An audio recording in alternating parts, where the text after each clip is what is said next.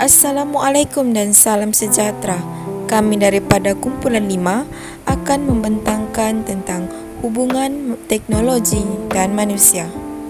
Sebelum kita memasuki tajuk tersebut, mari kita mengenali ahli-ahli yang akan menyampaikan maklumat tersebut. Salam sejahtera dan salam satu Malaysia. Saya Krisanti Erika Albert dari kelas DKE 1B bernomor matriks 07 DKE 21F 2062. Hai, nama saya Fahira Ardina Binti Alumin, nomor matriks 07 DKE 21F 2056. Terima kasih kepada pengurusi majlis. Saya Nur Afrika binti Muhammad. Nomor matrik saya 07 DKE 21F 2003. Saya Valerie Bang Edward, nombor matrik saya 07 DKE 21F 2066. Di sini saya mendahului dengan membentang pengenalan bagi teknologi. Sejak akhir abad ke-20, perkembangan teknologi nampaknya seperti telah mencapai suatu tahap yang luar biasa jika dibandingkan dengan teknologi zaman sebelumnya, kerana teknologi masa kini telah meresap jauh ke tata cara hidup dan budaya manusia sehinggakan manusia pada masa kini seolah-olah tidak dapat hidup tanpa teknologi. Teknologi kini menjadi sebahagian daripada kehidupan yang kita alami. Seperti yang kita ketahui, teknologi merupakan satu konsep yang luas serta mempunyai lebih daripada satu takrifan. Antara takrifannya adalah pembangunan dan penggunaan alatan mesin bahan serta proses bagi menyelesaikan masalah manusia. Istilah teknologi ini selalunya mempunyai kait rapat dengan rekaan dan gadget dengan menggunakan prinsip sains dan proses terkini. Namun, rekaan lama seperti tayar masih belum menunjukkan teknologi. Seterusnya, teknologi boleh digunakan dalam bidang ekonomi, yang mana teknologi dilihat sebagai tahap pengetahuan semasa dalam menggabungkan sumber bagi menghasilkan produk yang dikehendaki. Disebabkan itu, teknologi akan berubah apabila pengetahuan teknikal kita juga berubah. Kemudian, takrifan teknologi yang digunapakai di sekolah dan mana-mana institusi pengajian tinggi di Malaysia ialah aplikasi pengetahuan sains yang boleh memanfaatkan serta menyelesaikan masalah manusia yang dihadapi dalam kehidupan seharian. Saya akan jelaskan kegunaan teknologi kepada manusia. Yang pertama, mudah mendapatkan maklumat. Pada hari ini, maklumat hanya berada di hujung jari. Setiap orang boleh mengakses sesuatu dengan mudah melalui internet. Yang kedua adalah memudahkan komunikasi. Ini dapat memudahkan pelajar ataupun guru-guru untuk mencari maklumat tentang pendidikan dan sebagainya. Teknologi kini memudahkan setiap manusia untuk berhubung walaupun dalam jarak yang jauh.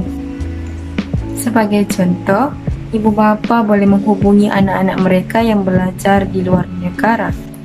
Antara aplikasi yang boleh digunakan adalah Skype, Twitter, ataupun WhatsApp. Dan berbagai aplikasi juga boleh digunakan untuk sentiasa berhubung dengan keluarga ataupun rakan-rakan. Yang ketiga adalah memudahkan urusan. Orang awam juga tidak perlu beratur panjang untuk membayar bil kerana boleh dilakukan di atas talian saja. Ataupun membeli sesuatu barang boleh juga didapati dengan mudah di atas talian. Yang keempat, mudah dan cepat untuk mengetahui perkembangan semasa. Kemajuan teknologi kini membantu seseorang untuk mengetahui berita dari dalam atau luar negara. yang boleh diakses melalui jaringan internet.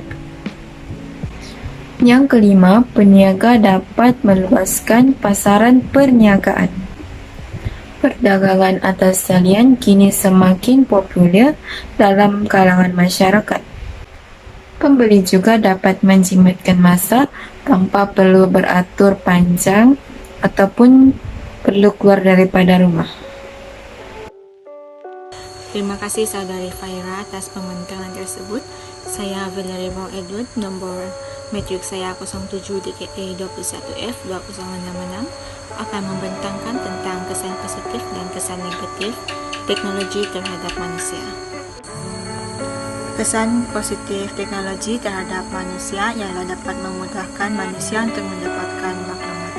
Contohnya, pelajar dapat mencari maklumat dengan mudah melalui internet. Seterusnya, dapat berkomunikasi dari jarak jauh dengan lebih mudah, seolah-olah jarak manusia antara satu sama lain dekat. Sebagai contoh, dapat berhubung dengan keluarga ataupun rakan-rakan walaupun sedang berjauhan tempat. Ianya juga membantu memudahkan dan mempercepatkan kerja-kerja dan mengubah kehidupan manusia menjadi lebih maju dan baik, seperti dalam urusan perbankan, pembayaran bil dan sebagainya. Dengan itu, orang awam tidak perlu berbaris panjang menunggu giliran di kaunter, malahan mereka terus boleh berurusan melalui internet dengan lebih mudah. Ianya juga dapat memudahkan orang awam untuk mengetahui perkembangan semasa. Melalui kemajuan teknologi global ini dapat memudahkan seseorang untuk mengetahui kejadian yang berlaku terkini dari luar negara.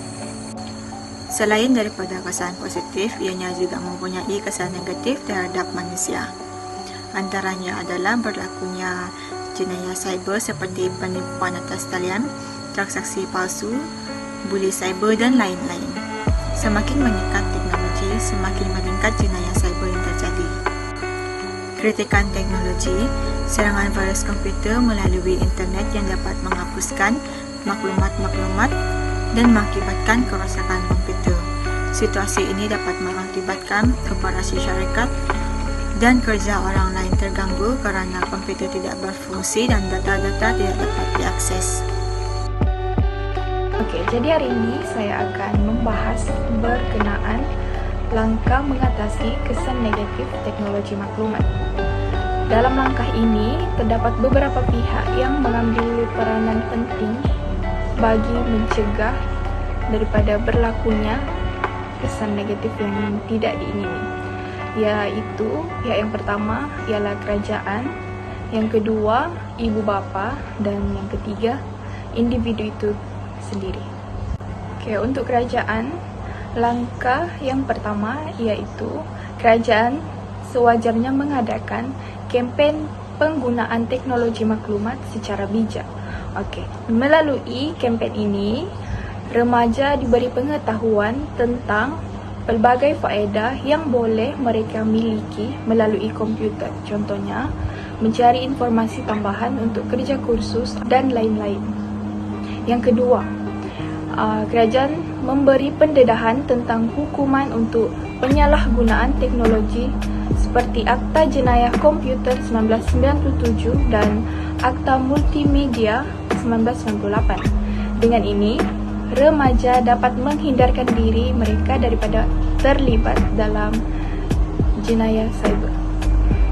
Okey, manakala untuk ibu bapa pula, yang pertama, ibu bapa sepatutnya menyediakan jadual waktu agar dapat menghadkan masa anak-anak melayari internet. Jadi dengan ini, anak-anak cenderung untuk tidak melayari website-website yang tidak sepatutnya. Yang kedua pula, ibu bapa memainkan peranan penting dalam mengawal anak-anak mereka daripada melayari website yang tidak sepatutnya. Sebagai contoh, ibu bapa boleh menukar setting di laman web Google ataupun Internet Explorer kepada parental control. Maka, remaja tidak akan dapat melayari sebarang website yang tidak sesuai untuk mereka. Pihak yang terakhir iaitu individu tersebut sendiri. Yang pertama, bijak dalam mengurus masa semasa melayari internet kerana masa itu emas. Maka tidak seharusnya disia-siakan untuk perkara yang tidak mendatangkan sebarang faedah.